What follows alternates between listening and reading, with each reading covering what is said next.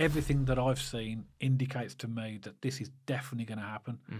It really does, in terms of the way that they've already spent the money on the land, the meetings, the everything is going in the direction this will happen. So for all the people out there doubting this, every day they must doubt less and less.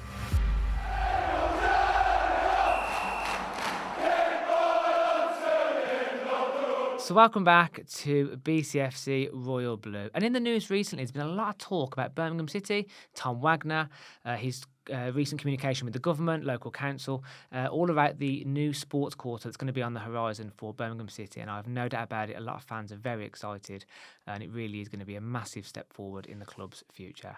Now, Dad has mentioned before previously he is a chartered building surveyor, so we thought it'd be really interesting to get Dad's perspective about the movements and the developments, maybe the milestones, maybe the sort of criteria we need to tick off as we move forward through this build, and talk a little bit about what might be in store for us as fans as we wait for the eagerly awaited sports quarter. So, Dad, I'm going to leave this one not up to you necessarily, but I think you're going to definitely be carrying this video. And what are your initial thoughts when you see Tom Wagner in the news, when you see him talking to local government, everything in place now for this sports quarter? Is he making the right moves? Absolutely. I mean, for a project of this size, to make it happen, there's a lot of things that that really need to be in place. And from what we've seen, Tom has brought a really high profile to this project. He's done the right things. He's spoken to government. He's got the support of the West Midlands Mayor. We've seen a number of times, haven't we? He's been to Westminster to talk to the Transport Secretary, Rachel Reeves, and really, really high-profile people in government. And you have to have that. For a project of this size, it has to happen. Now, we know that Birmingham City purchased the Wheels site, 48 acres at the time, last year, wasn't it? Are we going back over 12 months now, isn't it? Yeah. But we've also seen in the news as well that that they're buying land around that site as well, to a point now where we believe it to be already at 60 acres. It could go beyond that. And that has an impact as well, because until the land is completely purchased in terms of how much they want or how much they can acquire, because land purchases and land acquisitions are or can be quite complicated, and it can be very expensive as well. It's hard to plan exactly what you want to do until you know exactly what the layout is. But I'm pretty confident that with the way that Tom Wagner and the team have moved this forward really quickly, I believe that it's made a lot of people who doubted, not just Birmingham City supporters, and there are many who were doubting whether this would happen, but also those from all from our famous friends down the road, Dad. Yeah. But in all seriousness, though, Dad, this is a good question, because a lot of fans have been throwing hate towards Birmingham City's way. A lot of local fans, Villa, Wolves, Baggies, a lot of the local clubs that are near Blues have been saying that's never going to happen. It's never going to get off the ground. Of course, a lot of Blues fans said, well, we have Tom Wagner, we have Knighthead. No one has a clue what's going on at our club at the moment. And we've said this on lots of podcasts, a lot of our unscripteds. There's been various previous podcasts about the stadium, about Tom Wagner. And we've said, haven't we, over and over, no one understands what's going on at Birmingham City at the moment. And but I think it's a valid point, right? So obviously you have certain fans who are doubting, you have certain areas of the football industry who have cast doubts as well. But the point does stand. This isn't an easy process, isn't it? It's a very complicated process to get this over the line. So, again, I think that's a perfect segue, Dad, to talk about some of those, what would you call them? Humps or blockers, maybe? Stages. Or stages, yeah. Stages. I mean, it's a £2 to £3 billion project. So Massive, this is absolutely huge. Now, what's key to this as well, and in addition to Tom going to London and talking to government, part of those conversations have talked about the access to and from the city centre and beyond as well, because the HS2 recently put out a tweet about the potential for a new tram line, which will go from Birmingham City Centre through Digbeth, through the sports quarter, and then eventually on and beyond through Washwood Heath, and then through to possibly Solihull and the NEC. And that's significant. That is really significant, because what Tom said all along, there's no point in planting a 62,000 capacity stadium, and we know that's what it's going to be, in that area, and people can't get in and out. Yeah. And we all know, Dad, St.Andrews is a bit of a nightmare, isn't it? Whether you're going by car or train, there's just little niggly problems no matter which form of transport you choose. There's little niggles with it. Yeah. And what I will say, Dad, is, when HS2 put those notifications out about there being a new tram line to support Birmingham City, or whatever the context was around that, that's important.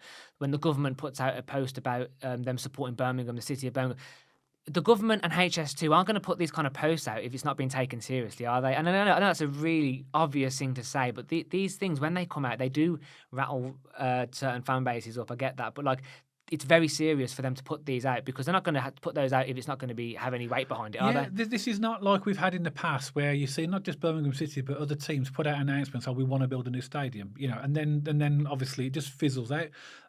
Our owners have already bought the Wheels site. That was £50 million in the initial purchase. Is that how much it was? 50 million, I 50 believe. million quid. I believe 50 million, around about that sort of area. But also as well, they're actually buying other land, and that's costing millions as well. Now, you're not going to spend millions and millions of pounds on land unless you're serious about a project, okay? Secondly, as we mentioned, Tom is making it high profile, so that shows us that's something else that is likely to happen as well. So these are real things that are actually happening now. The first thing is, and we're already in the first stage where the land acquisition is still going on. So they're still buying land at the moment, as far as I'm concerned. I read somewhere, I don't know if this is correct or not, but we've got 60 acres currently at the moment with what I believe has already been purchased. That could go even higher. So the area could get big. Of course, the more area you've got, the more land you've got, the more you can do with it. So that's all. Actually, the first stage is the land purchase. So that's already owned, and eventually, I'm presuming the next stage is that they will have a cut-off point where they will decide, well, we need to finish the land acquisition by now, because you've got to move the project forward. Once they've got a defined area, then they will carry out, and they're already carrying out, I'm sure, site investigations. So that in an area like that, particularly a derelict area that's been oil, you had the go-kart track that was there. Japanese knotweed, maybe, those sorts of things. Yes, exactly. You've done your homework. Yeah. So there's things like potential, things like asbestos-contaminated land, Japanese knotweed. There's all sorts of other things that they need to do, geotechnical surveys as well. So they need to dig into the ground using trial holes and geotechnical surveys to find out what's in the ground, what the consistency of the ground, what type of soil it is, because obviously they need to put foundations down depending upon the heights of the buildings that they're doing as well. Utility surveys, where's the water, the gas, the water, are there any water courses down there? Wildlife as well, they're heavily protected in the UK as well, so there will be habitat surveys of local wildlife, and that'll all be going on at the moment, because that's all part and parcel of the preemptive planning permission in terms of what they will actually do. But there's certain things they can put in place, like for birds and stuff. You can put swift boxes in your buildings now, can't you, and stuff like beehive nests in your buildings. So again, I'm taking it in a different direction, but there's stuff the Blues can do now, if that is ever a problem, to support the local wildlife and support local business and support loads of things that Blues can do to be proactive in that area. But yes, and that's true, and but they need to establish what the wildlife is first, because there's some species that are protected under the Environmental Protection Act that you would not imagine would be protected. Things like grey-crested newts, slow worms, bats, as we know, is something that's commonly known. So they need to establish what the local wildlife is and the habitat is for, and then make provision, which will be part of the planning permission. So all this needs to happen before they really go too far into deciding exactly what they can and what they can't do. They'll be doing like transport, which we know this is happening already, transport and infrastructure investigation surveys, even things like noise pollution. So obviously a project of that size, and there is around the environment, what and how they will mitigate against high level noise and things like that.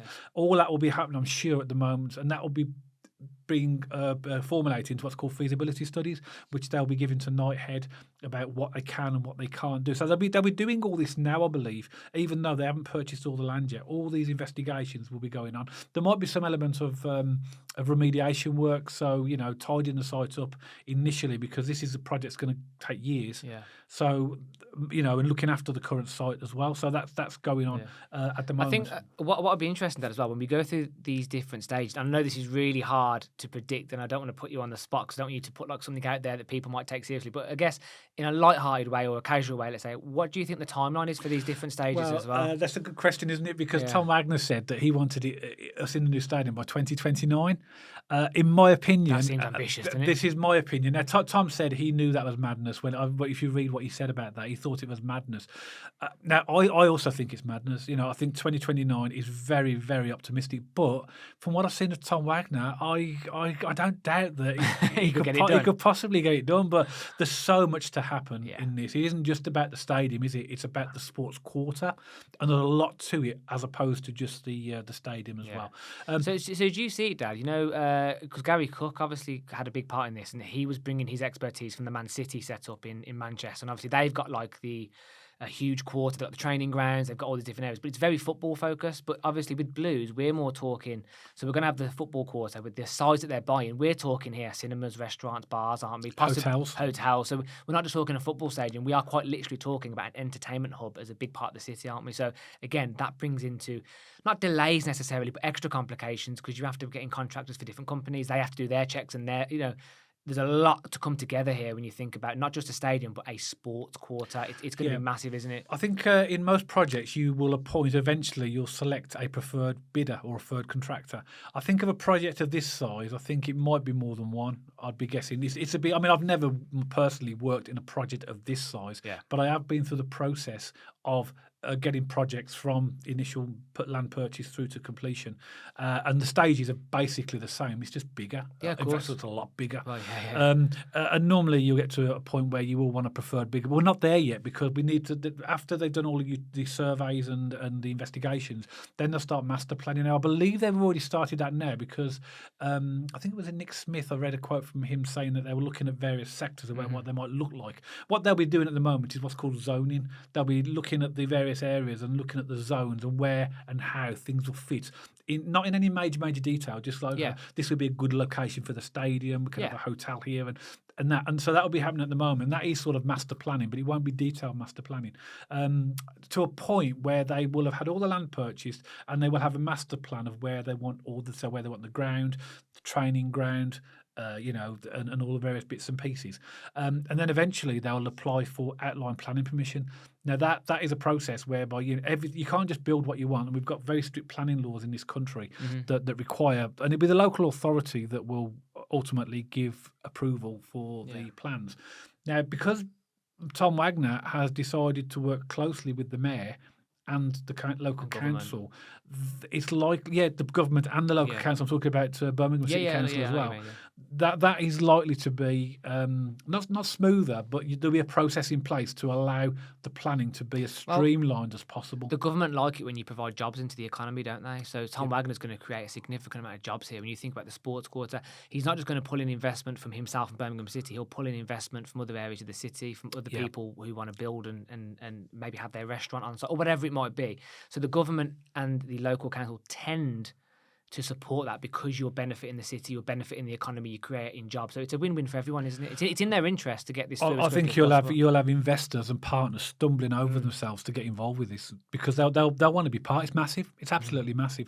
And the planning permission can, we're well known in this country, and I've experienced it with local planners when I've been putting plan applications in. They can be tricky. They can be very tricky because likelihood is there could be some protected, or what we call it, listing in this country, where certain buildings are listed, which means they're protected, which means you can't do anything without listed building consent. That adds an extra layer to planning and process, etc.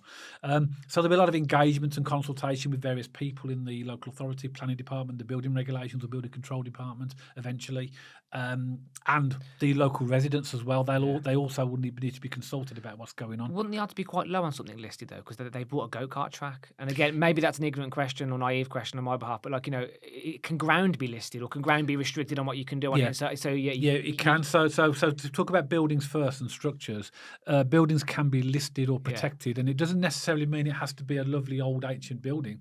If I give an example, buildings are listed for a purpose, for a reason. Sometimes it's to do with the age of the building. Sometimes it's the type and nature of the construction, the materials that we use. Sometimes it might be just a famous person lived in that building, and sometimes it might be just be a unique architectural design. If I told you, for example, that the signal box at Birmingham New Street Station is listed, it looks like a German pillbox, but that's listed because of its unique construction.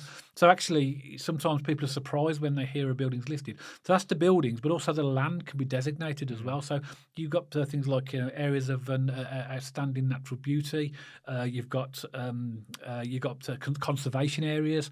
So all this will be looked at in terms of what designations there are to land and buildings to decide what and how you can do with it. That will be going on at the moment, I believe, as well.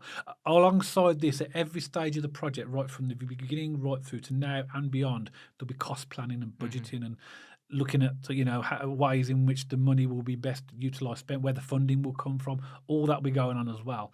And eventually, I know that Nick Smith is doing an update to the project. I think it's on the 11th of June in Birmingham City Centre, and we'll get a bit more detail then about where they are actually along this process. And that'll be interesting, because I don't know That'd be whether good. at that point they'll be giving us any images, or because that's what everybody wants, isn't it? We're very keen to get these images, but I'm not too sure at what point there will be. There might be some out. It's like when Tom Wagner did the initial announcement. He had that really bright Yeah, sort of yeah. stadium, and he said it's probably going to be nothing like this, but this is Well, what he we're said recently, didn't he, that he wants the stadium to resemble what Birmingham represents, and the history of the club and stuff yeah, like that. So to me, that might mean a little bit of red brick mixed in with a little bit of modern or something. Who yeah, knows what that looks like? That is just my thoughts on how I interpreted what Tom Wagner said. yeah. There's a stadium in America. Houston Oilers. That's the one. A lot of people are comparing it to that, and Oh yeah, yeah. yeah. Oh yeah, So I looked at that as well, and the Houston Oilers. This was like an old warehouse at the. yeah. I hope we don't do that. I don't think we will. I think what we'll do is we'll have a modern design that will reflect the history of Birmingham. So there will be red brick, but it won't be completely red No. brick. I don't believe. I don't know. There's a really nice design on an X-Dad which I saw, and again, this is all just people putting into AI and doing Photoshops and stuff like that. But it was 2/3 red brick and then a third kind of glass. Yeah. and it looked really nice actually. It could be something but like that. Yeah. I think when I read Tom Wagner's statement, he wants to keep the core of Birmingham, the core of the club, the kind of industrious and red brick kind of look, but then also making a modern spin on it. Yeah, as so well. it's going to be a substantial, solid stadium, I believe. But the designs are going to be something that How exciting, some though. people are going to love, and some people Yeah, are like, and that's the thing, Blues fans. Bear that in mind. Not everyone. Some people are going to love this new stadium. Some people are going to hate it. Some people aren't going to want to move from St.Andrews. I'm not in that club. I'm happy to move with the times. I'm happy to move in, but I love St.Andrews. I don't want to leave that place. So I think there's a lot of people who are going to feel a lot of different emotions when this when the images of this stadium get released. yeah, it's going to be fantastic, isn't it? It is going to be But, amazing. I don't think we're a million miles away from at some point seeing some form of image Concept but art. yeah, because you have to get to that point.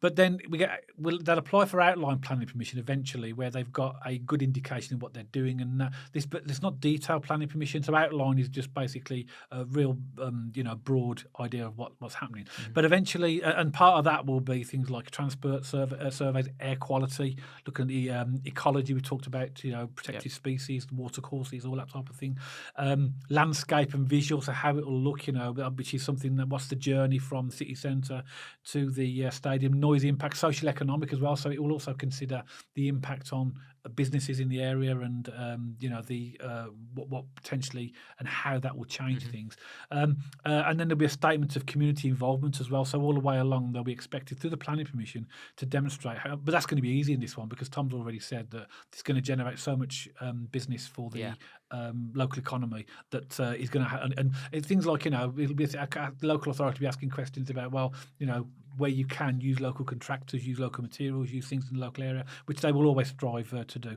Statutory approvals are things that you legally need to required to comply with. So planning permission is one of them. Listed building consent, I've spoken about if they are. There might be some compulsory purchase. A project of this size, if Knighthead have strategically wanted a piece of land that they can't get, they could potentially ask the government to instigate compulsory purchase of that land. So there could be one piece of land that's needed that somebody doesn't want to sell, that might be strategic to the whole project. And that's Is that not allowed?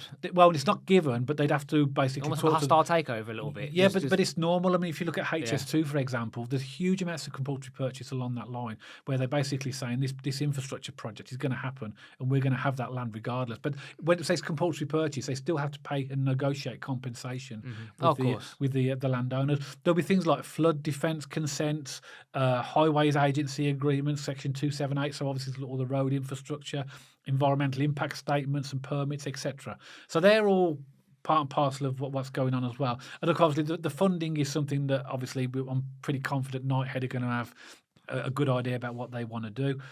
Then there will be eventually, after all that, detailed design. So that's when they've got all the outline planning permission. That's when they'll be required to provide very detailed drawings of and plans of what and how they're going to do things as well. That will involve clearly architects, stadium interiors, and all this type of thing as well.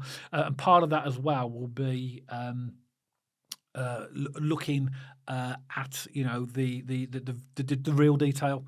We won't get to that point for quite a while because of all the things that still need to happen before that point as well. And a part of that, the Knighthead will be looking at a procurement strategy, so that how they're going to get the project delivered, whether some of the buildings or the structures will be designed and built, or whether they'll be traditionally procured. Traditional procurement is quite simply where they've got detailed drawings. They go to contractors and say, this is what we're proposing to do based off these drawings, give us a price back. That's traditional procurement, and then it goes through the contractual process. Then eventually, after all these approvals, all these permissions, you get to construction. Right, yeah. You get to the point, and that's the exciting bit. You would argue that 75% of the work in a project is done before you get on site, in terms of all the things that I've just explained. So once the diggers are in and everything's in, that's the exciting part, that you've got ahead of a lot of the big curveballs or the big blockers. Yeah, you have, because you've got the permissions in place, etc. The only thing I would say about that is construction is unpredictable. So even though you might do site investigations and you know what's in the ground, or you think you know what's in the ground, until you actually dig into the ground. I did very briefly, I remember just an example of what can happen. We were, one of the projects I was working on years ago, we were doing a massive multi-million-pound housing development in Birmingham. I won't give you the area because people might know the project. And the land was acquired off the local authority, and previously there were 3 tower blocks on that land.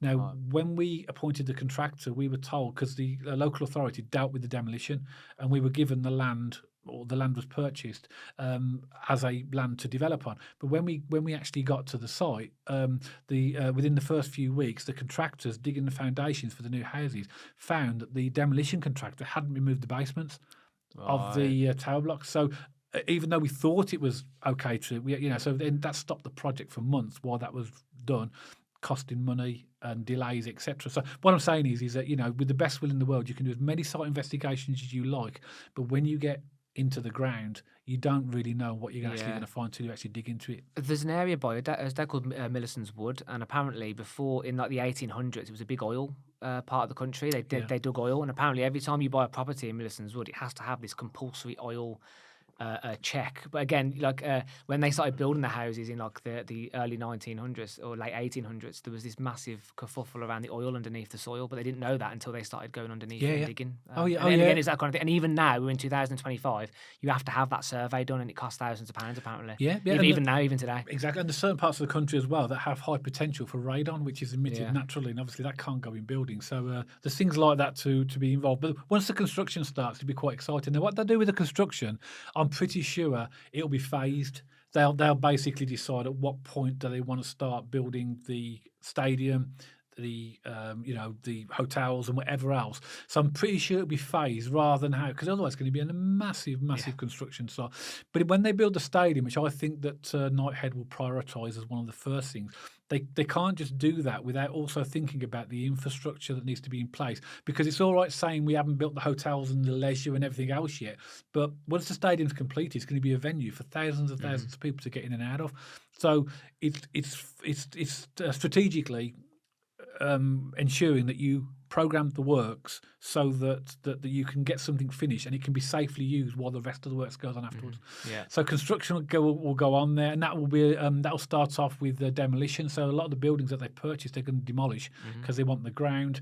The remediation works, infrastructure, groundworks, and then the stadium construction will begin, and then the wider sports quarter will be done alongside it as well. And then even then, when you build a big venue sports stadium as well, there's going to be like testing and commissioning. There'll be test events and commissioning, make sure everything's safety certificates, fire, making sure people can get out in and out of the stadium safely. All those certifications, approvals. There's a huge amount to be done, isn't there? And I haven't really gone into any detail. I mean, I'm just looking at, we've recorded 24 minutes so far, and I've just given a very brief overview. So clearly there's a lot more to it, but hopefully by this podcast we've given the Blues fans a bit of an indication of the process involved, because all we want to do is get in that new stadium and support our team. But as you can see, there's a lot that needs to happen in order to actually achieve this. There may be a few bumps in the road along the way. You know, I say construction is unpredictable. I've no doubt that the funding is already something that Tom Wagner and Knighthead will look at closely. They might bring in private partners to to be part of this. I've no doubt they will. Of a Uh, project this size, billions. yes. It's serious amount of money, isn't it? Yeah, yeah. So overall, we're at a really exciting stage. But one thing I will say is that for all the doubters out there, everything that I've seen indicates to me that this is definitely going to happen. It really does, in terms of the way that they've already spent the money on the land, the meetings, the everything is going in the direction this will happen. So for all the people out there doubting this, every day they must doubt less and less. To be honest, Even Dad, the most sceptical fan must realise that this is really going to happen. we could be about to play our first game in the new stadium. People would still doubt it's going to happen. Yeah. It's going to hit that point. Though we're going to have 5 years now of complete doubters, all here, there, and everywhere. Other fans. Other parts of the football industry, and we got the perfect man in charge, FEA. It doesn't matter. Let people talk, let people bring the noise. It doesn't matter. We'll carry on doing what Birmingham City do, and I think we're in safe hands with Tom Wagner. And I think that's really interesting, Doug. Because I'm not a building surveyor. I'm sure many people listening aren't building surveyors, so it's interesting to hear the phases, the challenges, and I guess the optimism that you are confident this is definitely going to happen. So it's exciting times. I also think as well, Matt, from everything that's been sort of spoken about so far, Tom will bring the fans on board. So I'm guessing that there will be various consultations with the fans and the local community, and it will make this a very much of a Birmingham project. It's not about Tom Wagner just coming in saying, "I want this and I want that." He's always been very careful of mentioning, we want, like you mentioned about the stadium, want to reflect Birmingham, and that'll be true of everything that is put into that sports squad. And just remember, this is not just a stadium. This is far, far bigger. This is a big, big project. This is, and there's a lot of things for Birmingham City fans to be excited about, but also the people of Birmingham. This is going to change your city.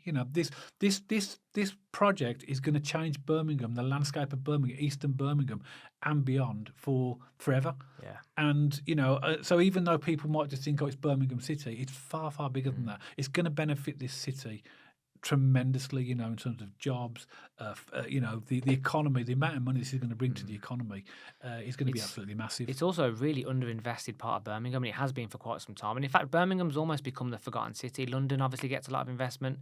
Manchester's had a decent amount of investment. Obviously, the government have greenlight the help for Man U and their stadium. So it's nice to see Birmingham get a little bit of money, bit of credit, bit of the limelight when it comes to investment, jobs, the economy, and all these sorts of things. So I think it's great for Birmingham. It's great for the city. It's great for the football club. And on we move, Dad, hopefully as quickly as we can, but let's see how it goes over the next couple of years. But as always, Birmingham City supporters, we would love to hear from you. Please let us know your thoughts in the comment section below. Are you excited about what you just heard, in terms of the sort of stages there, the developments there, and let us know your thoughts and how you feel about the new stadium. Please let us know what you would like it to look like. Of course, it's a very exciting time as a Birmingham City supporter. There's lots of people talking on social media, lots of concept art. Again, it's a very exciting time for us as a fan base and as a resident of Birmingham and the city itself. As I say, please let us know your thoughts in the comment section below. And if you've liked this video specifically, please don't forget to give us a thumbs up and check us out on our social media channels. We have an X page, we have an Instagram page, and we're also over on Spotify, so you can listen and watch us over on that platform as well. And if you haven't already, please don't forget to subscribe to the YouTube channel and press that bell notification so you get notified every time we post. And myself and Dad will see you on the next one, all about Birmingham City.